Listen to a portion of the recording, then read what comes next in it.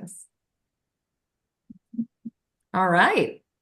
So today we have two of my dear friends, Ashley Demosthenes and Lyles Cooper, that are going to enlighten us on some of the inner workings of conservation easements. So Ashley and Lyles, at this point, the students have done a lot of readings and reviewed example conservation easements, read about baseline reports. So this is a little more the nuanced ins and outs of conservation easements and some of the complexities that you guys face on the day to day. But I wanted to let you both introduce yourselves, kind of introduce your land trust and the geographic area that you serve. So Ashley, you want to go first? Sure. Hey, everybody. My name's Ashley Demosthenes. I serve as the president and CEO of Low Country Land Trust. We are headquartered in Charleston, and we cover the coastal plain of South Carolina, which includes roughly 17 counties. So if you can imagine, the Savannah River up to Horry County, and from about the Congaree Swamp down to the coast. Okay. I'm Lyles Cooper. Apologize for my voice, but I am the executive director for PD Land Trust. Our office is in Florence, South Carolina, and we cover the whole PD watershed, which includes 9 counties, the Lynches River, the Black River, Great PD, Little PD, Waccamaw, and everything in between. So you can see the map behind me, pretty much the all of eastern South Carolina. We're the second largest watershed on the East Coast, so we have a lot of water.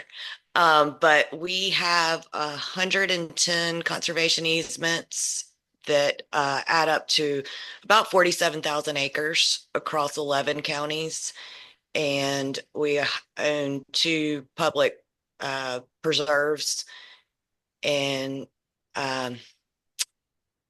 what else do you want to know? That's perfect.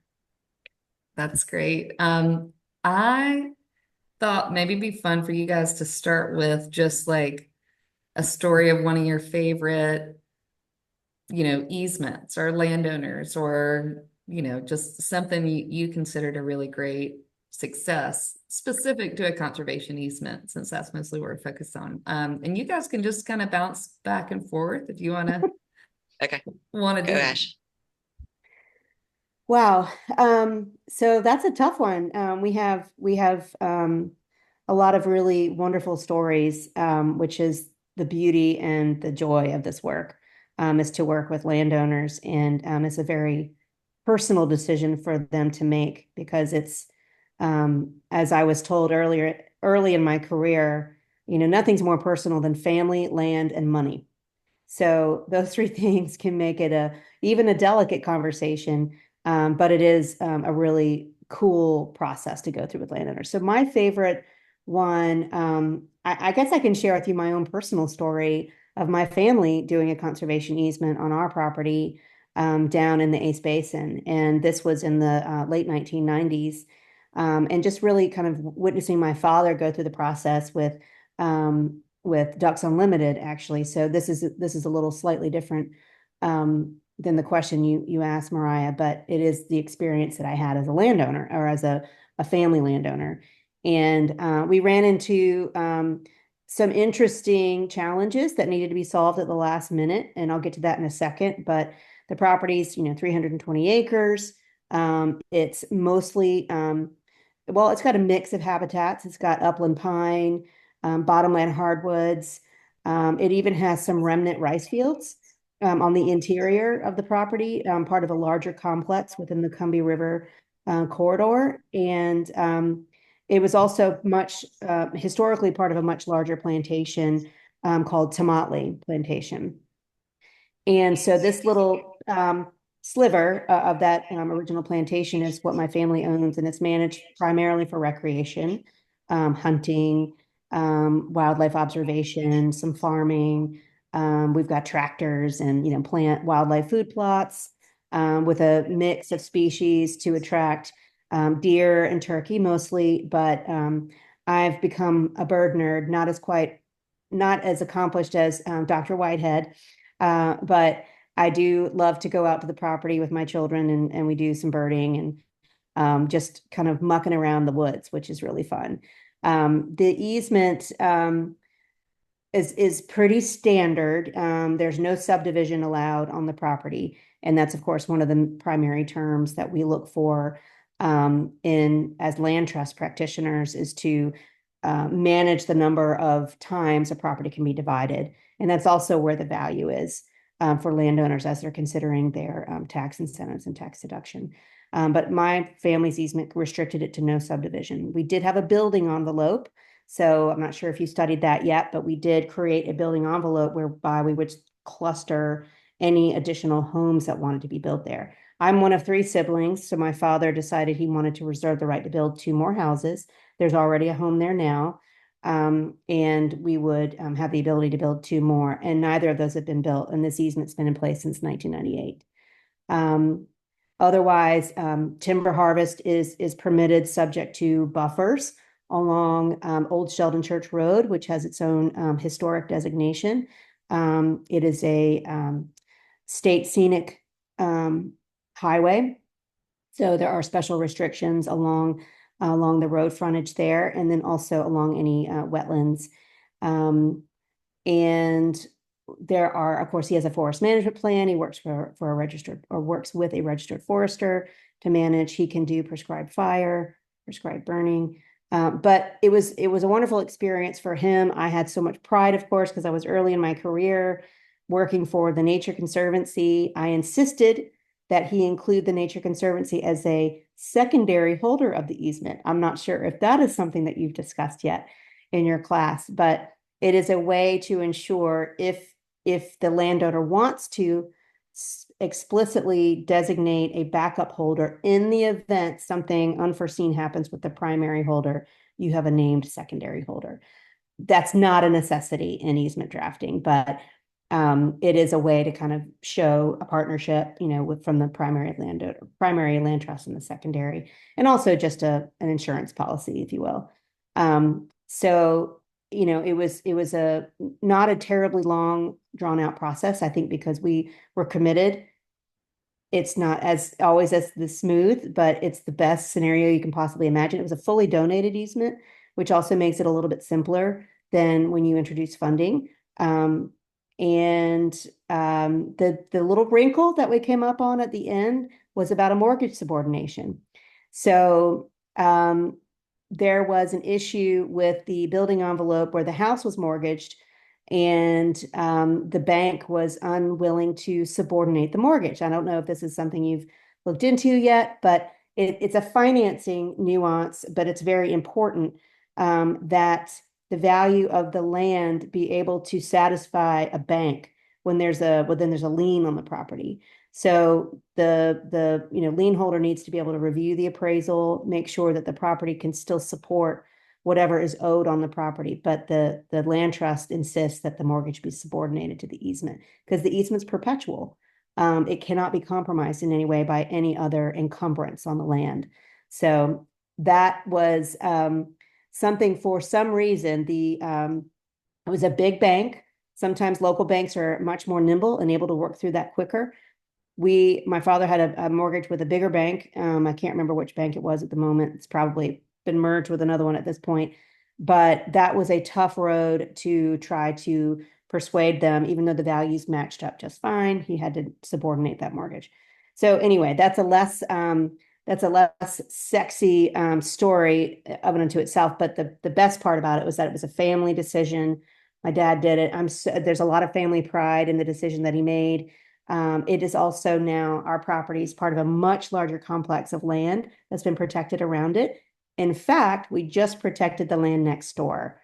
And that was a huge accomplishment. And I'm so happy that the landowner next door was bought into the concept, and she put her property under easement in the last 2 years. So that's my story. And I can attest, it is an absolutely beautiful property, very well managed. Um, opportunity to go down and stay with Ashley last year, and so glad that your dad made that decision, your family made that decision to permanently protect it. Thank you, Liles. Well, I'm going to tell you something, a story about a project that we recently closed. And although it's not my family's, they're close family friends of mine. And it's something that I've been working on for a very long time. It actually goes back to when Dr. Whitehead was at the Nature Conservancy, of how long this property is being worked on to be protected. The name of the property is Witherspoon Island. It is an island on the edge of Darlington County, right before you get to Florence County on the Great Petey River. We recently protected 3,708 acres of the property. This was a family-owned property that goes back to the early 1900s. And in the late 80s, the two brothers that were the primary owners of the property got in a dispute. They weren't getting along. They couldn't make decisions to manage the property the way they could agree on. And so they sold it off, most of the property, to a company called Sunoco. And Sunoco was timbering the property along with, they had a very large portfolio of properties all across the PD watershed. They sold their entire portfolio about 2 years ago. And it was the first time that there was an opportunity potentially for that family to get the property back. Sadly, both of the brothers had passed away, and the next generation decided we want it back and we want to make sure it never gets broken up again. So we worked with the Howard family to work on a strategy for a bargain sale conservation easement on the property, even before they bought the property, because they went into this knowing they were going to do the conservation easement, but they needed to know more before they set up their loan structure. It was an extremely large acquisition financially. And so we worked with them hand in hand to figure out, okay, one, what do you want to do with the property? We know the background on it, but what reserved rights do you want? And what restrictions, what are you willing to give up with, from the development side of it?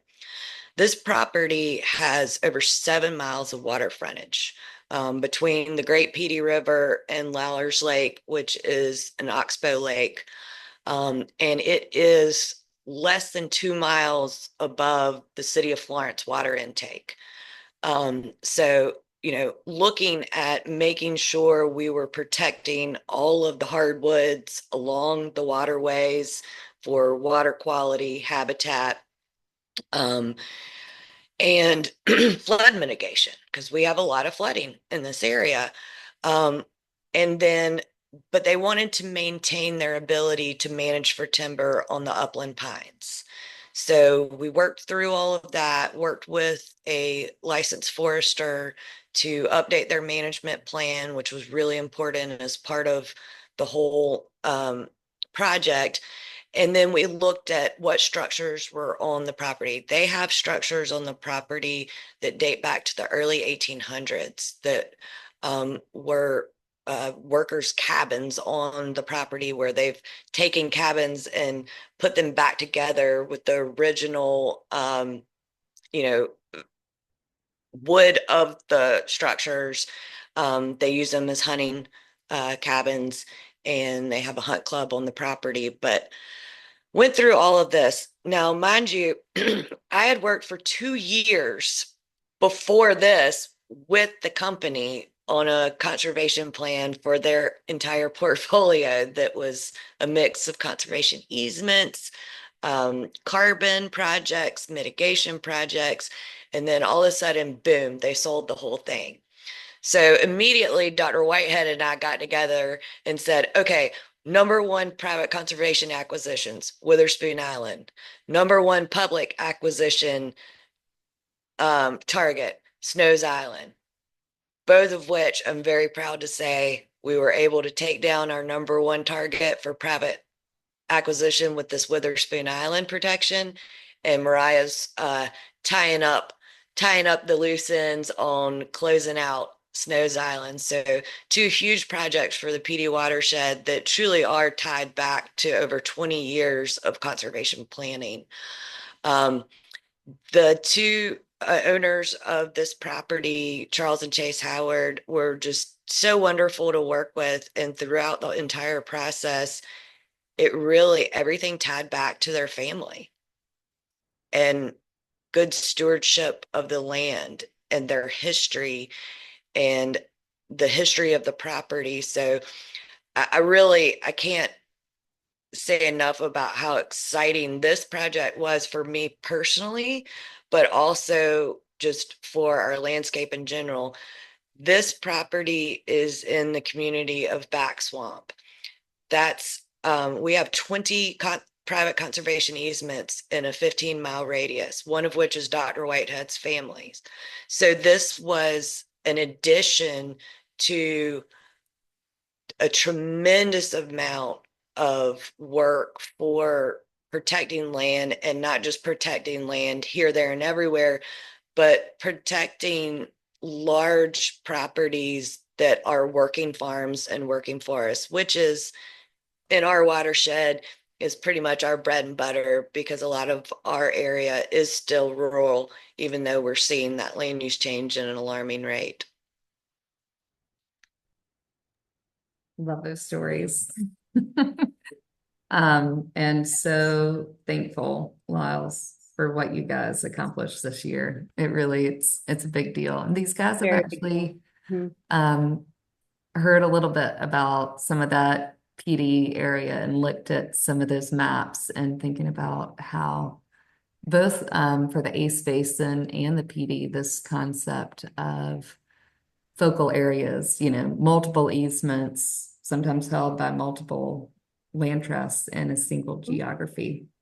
Um, the next question I had is a little bit of like the dark side of the coin. Y'all told the happy story. And I really would love for you guys just to kind of reflect on, we're in second and third generation easement holders now. What are some of the most common challenges that your land trust faces in sort of enforcing easements? And specifically, violations or legal disputes. How have you dealt with those? Mhm. So I'm seeing a trend now that the properties have turned over now a few times. And in our case, we have a pretty robust portfolio. So the odds are that you're going to see an increase in violations. So we have about 500 conservation interests in land and covering 163,000 acres. So we're bound to come across some easement violations, and they fall on a spectrum. And we use a kind of a system to rank those. Some are just minor, they could be like a technical easement violation whereby somebody didn't submit a management plan and they did a timber harvest. So it's a fairly simple remedy. Other challenges that we're seeing more of are harder to fix violations. So I have an example for you that's live.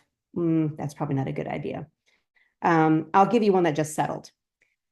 So this one was on a national scenic byway within a historic preservation district along the Ashley River. And the landowner built their primary residence inside the buffer, which was a restrictive buffer. No impervious surface was allowed to be built inside this buffer. And we knew that they had started building, so we immediately asked for the plans. So because we had been actively monitoring this site, we knew that a new landowner had come into ownership of the property. And whenever that happens, we always send a new landowner packet. It's, whether they're a brand new easement donor or whether they're a new owner of an existing eased property, we always send a new landowner packet saying, hello, we're here, we're your partner, and we'd like to work with you and make sure you understand the terms of the easement. And it's a very collaborative process. Not all landowners take us up on that. So in this case, the landowner chose to essentially ignore our contacts with them. And not only that, we found this out later that their attorney advised them not to worry, that this was not something they should pay attention to, that, it's better to ask forgiveness rather than permission. So in this case, the attorney obviously gave them very poor advice. They ended up having to hire new legal counsel to get themselves out of the mess that they made. And we had, again, been very proactive in even sending certified mail to let them know that they had built inside the restrictive buffer and that it's our obligation to enforce the terms of this easement, including taking them to court if they don't comply. And we did this even before they broke ground on the structure, but they continued to ignore us. We involved the county. Also, this was in Dorchester County. We involved them to see if, they had any role to play in terms of the, setback from the road. But at any rate, we had to bring a lawsuit against this couple who built this house. We did not ask them ultimately to tear the house down. What we ended up needing to do was they paid damages, of course. We had to amend the easement to because they also cleared within the buffer. So we required that they hire a reputable forester and landscape architect to replant the buffer and to include native species and stuff like that.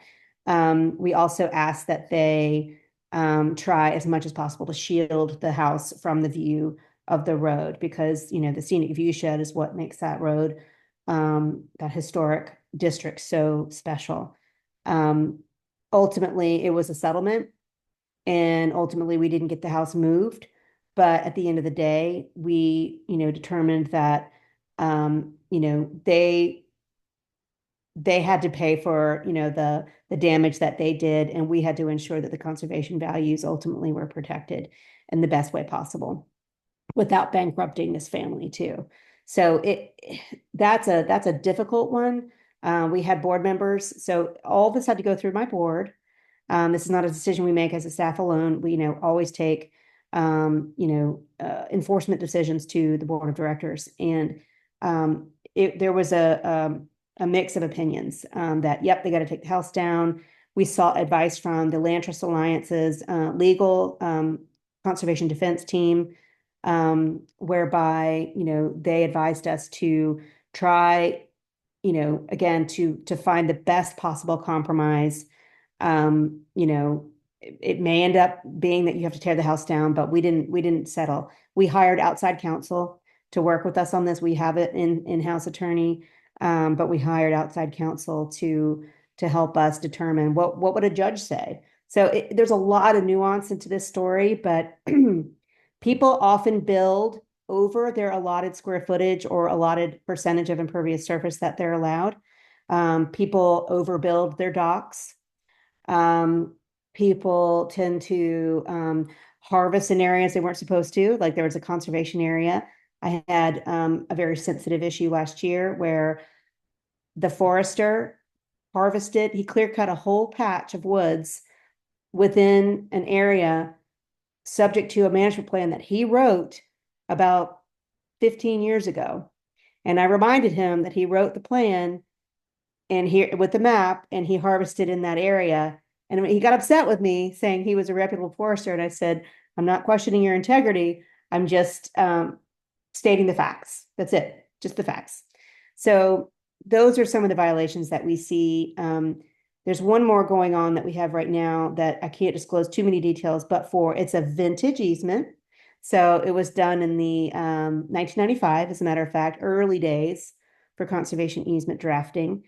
And the owner, which is probably the fourth owner at this point, is really pushing the boundaries. There's a lot of gray area in these terms, and that's one of the hardest easements for us to enforce, is because we know what the intent was, but new landowners tend to challenge, especially the kind of the gray area between terms and really push those boundaries. So that's a tricky one that we're currently working through. Well, I've got a couple of examples. Mine aren't nearly as extreme as Ashley's, but I think part of it is because we've been around 25 years. Ashley's been around, Low Country Land Trust has been around longer, so they've seen more turnover with ownership of their properties. We still have over 90% of our conservation easements held and managed by the original conservation easement landowner. And those folks tend to be more cognizant and more committed to the all the terms in the easement. But every year when we go and monitor, we create a report, and in that report, we've started adding some of the reserved rights, like Ashley mentioned, people overbuilding what their maximum impervious surface levels were. So we've started sending those as part of the annual monitoring report saying, hey, you originally had this many square feet of impervious surface. Just a reminder, you've used this many. This is how many you have left. Because, like Ashley said, that tends to be the the most violated thing, as well as timber harvesting. We've actually had a couple situations where the landowner did not do anything incorrectly, but a really eager logger on the adjacent property came over the property line into a buffer area. In those circumstances, we always approach the landowner with respect and the the approach that they have not done anything wrong intentionally, but there is an issue. How do we remedy it? Most of the time, that is the situation. Other times, there are some landowners that really like to push the gray area to see what they can get away with. Some of them ask us first, see how far they can push. Others, like Ashley's landowner, they decide to do it and ask for forgiveness later. Those are harder to remedy. But in this situation, an overeager logger on the adjacent property logged into about 2 acres of the protected property into a buffer no cut area. In that circumstance, we talked to the landowner. We got together with the adjacent property owner, who actually had no idea it had even been done, and said, look, you guys have to pay the damages on this. They paid the conservation easement value for that part of the property, and they were responsible for replanting it and replanting it with higher grade native trees that eventually will actually enhance that area. So, there's all different kinds of issues. We did earlier this year go and monitor a property that the easement did have a reserved right to build a residence on it. However, the landowner is supposed to notify us with the plans so we can physically go out and look to make sure, yes, this falls within the designated building area. You're good to go. Well, our land conservation manager showed up, and there was a 3-story house that wasn't there last year. Luckily, they did use the GPS points when they built the house, and it was within the area. But in that case, it was kind of like it was what we call a paper violation. They were supposed to notify us, let us give official approval. They didn't. So we basically wrote a memo that said, you didn't notify us. You're supposed to. It is in the right area, so it's okay. But please let us know in the future. And we see a lot of that more often than actual malicious violations. I think one of the things that I'm kind of jumping ahead, Mariah, but I'm going to skip to one of your next questions about monitoring easements. There's a lot of land trusts across the country that use volunteer folks to monitor their property. That's great. And it works for some of them. We don't do that because we see the opportunity to meet with landowners once a year as an opportunity, one, to strengthen our partnership with them, but also to really get into the details of what's going on in this property. Looking back at our old reports, what do you have planning? It's an opportunity for us to give those approvals at that time and to find out what's going on. But also, our landowners are our best spokespeople. They sell conservation easements for us to their neighbors, their friends, their family. And so that's an opportunity for us to be able to, kind of pick their brains on what in the area do you think is important for us to protect? Do you know them? Would you introduce us and share your own story with them? So we kind of tie in our monitoring with not just being the term police, which we do. I mean, we go in and we ensure all the terms are being upheld, but it's also an opportunity to work with that landowner on their plans for the future and the future of their community.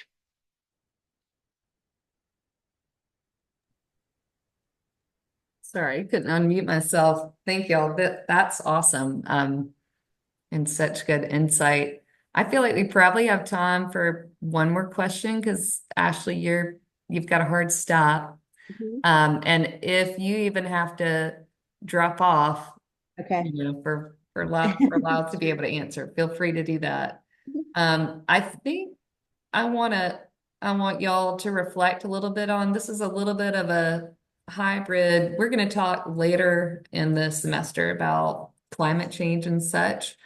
So I want to kind of dig into where you started, Lyles, with this, with monitoring, but more like reflecting on how you guys are thinking about how to sustain and staff your land trusts as you want to be able to continue to have folks that can develop and work on those new easements while the bulk of the work might shift towards stewarding your easements as you acquire more and more. That just feels like such a tricky balance. And you guys, as presidents and CEOs, heads of your land trust, really, I think, probably have to think strategically about that.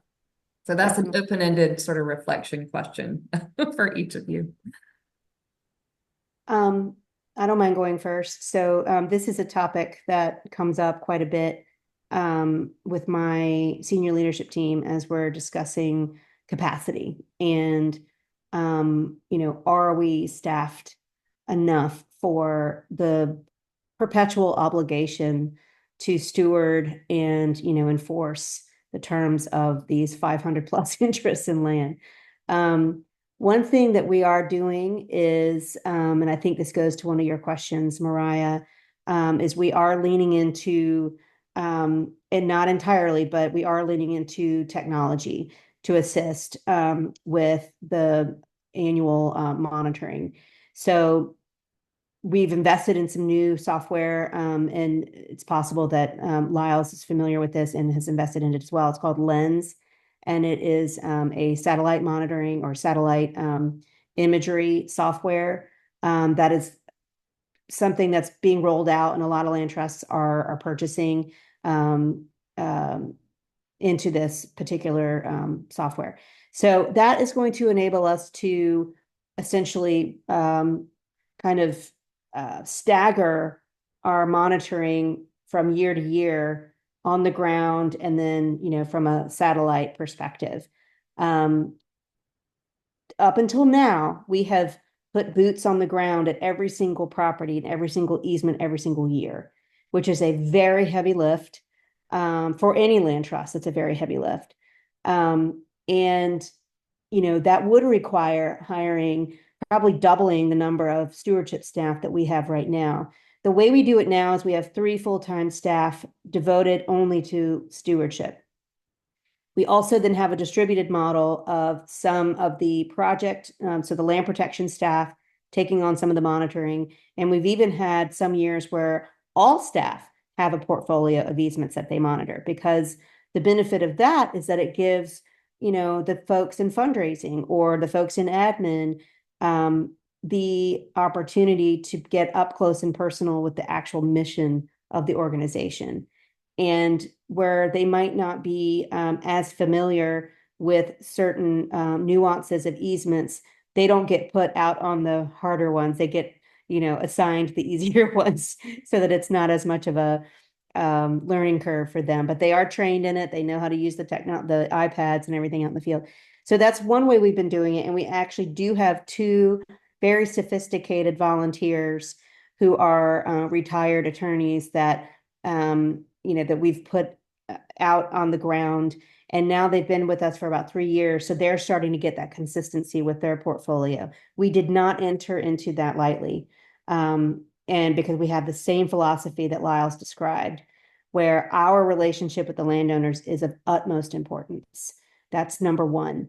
So we did expand the tent to these 2 volunteers out of necessity, but also, they are wonderful now ambassadors and are, close supporters of the Low Country Land Trust.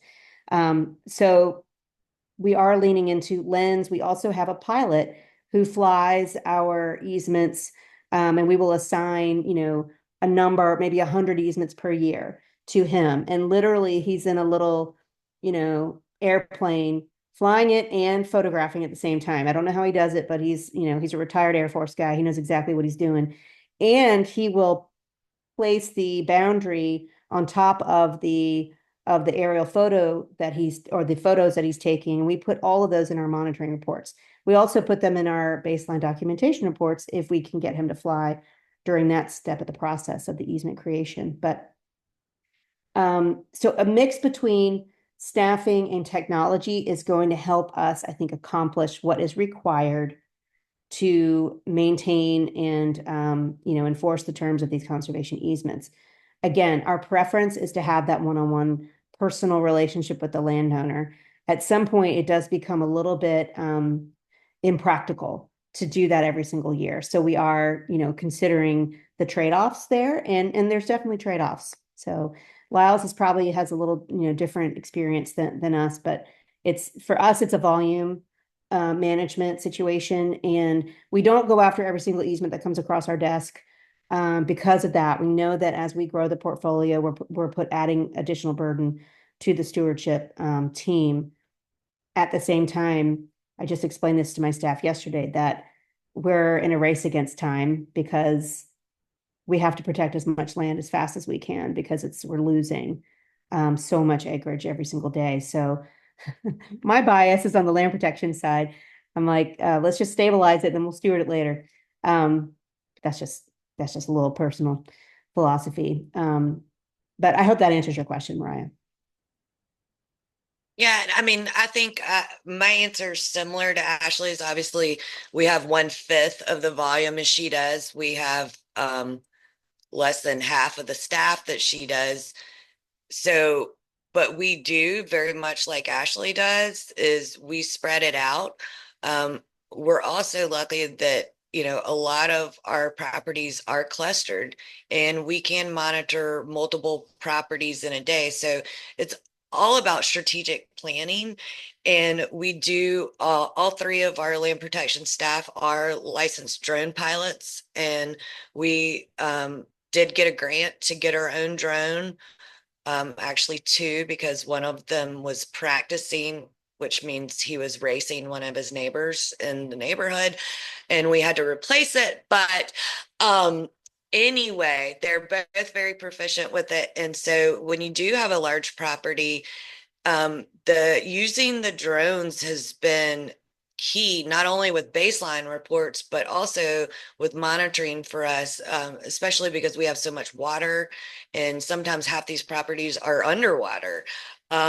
That we have to use the drones. And actually, Hughes, one of our land protection managers, just got back from the Land Trust Alliance rally, and he met with the Lens folks, and we are looking into that as an addition. Our thought on it is to kind of set up a every other year boots on the ground, at least every other year on every single property, but using some of the aerial as well. And we do have two previous board members that we are looking at doing some volunteer training with those two individuals, one of which taught us everything we know as staff. So he knows honestly as much, if not more, than all of our staff. So we trust him going out. So we are working into a hybrid situation. But one of the things that I don't know if y'all have gone into as far as long-term capacity building, but our all land trusts strive to continuously grow our long-term financial stability. And one of those things is our request to landowners after we close easements to give an easement stewardship gift. And that money ranges depending on the complexity, but it's a donated gift that we put into our easement stewardship fund. And that money, we hope, with the stock market, grows over time. But that's there for multiple reasons. One, it can be used for legal defense for, easement violations. But the other thing is, if we weren't able to raise one more dollar, if we didn't have any more fundraisers, we didn't have members, but we look at that money being that is money that could be used to sustain a staff member to handle monitoring for how many years. Right now, we're financially stable enough to be able to do that. We feel confident for at least 45 years into the future. And we're constantly, our board is very focused on continuously building that and building other financial resources, because these landowners are making a permanent commitment to us, and we're making a permanent commitment to them. That those easement terms are upheld in perpetuity. So it's a big part of our operations planning, and kind of drives our everyday operations. I think one of the things that we're looking at doing with some of our monitoring is trying to just be much more strategic with lining up monitoring visits and splitting them up between staff members. If a staff member is going to meet with a new landowner in Williamsburg County, okay, what needs to be monitored this year in Williamsburg County that's close by? Can they make that work with their calendar? So it's a lot of planning too. Thank y'all. Incredible insights for these guys. And that was perfect. I'm gonna wrap it because I know we're right on the end of Ashley's time, but thank you both. This is Yeah. extremely helpful. Thank you. Happy to thank you for the opportunity and good luck. All right, I'm gonna stop recording. Thank you, guys.